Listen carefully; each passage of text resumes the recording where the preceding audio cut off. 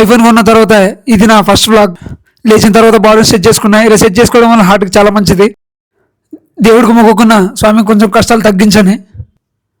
ఇప్పుడు మనం కొంచెం హీట్ వాటర్ తాగుదాం. హీట్ వాటర్ తాగడం వల్ల కొంచెం డైజెషన్ సిస్టమ్ మంచిగా అవుద్ది. మీరు కూడా పొద్దున్న లేచినప్పుడు ఒక గ్లాస్ హీట్ వాటర్ తాగండి. మీ డైజెషన్ సిస్టమ్ కూడా మంచిగా అవుద్ది.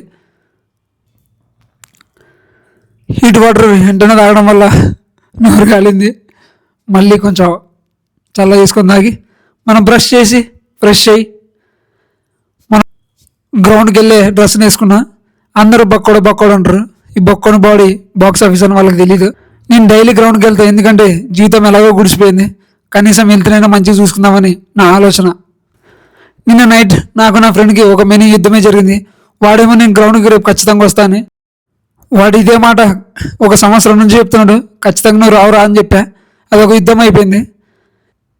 కానీ రేపు వాడు ఖచ్చితంగా గ్రౌండ్కి వస్తానని నాతో ఛాలెంజ్ చేసిండు. కానీ నేను అనుకున్నట్లుగానే వాడు పొద్దున గ్రౌండ్కి రాలేదు.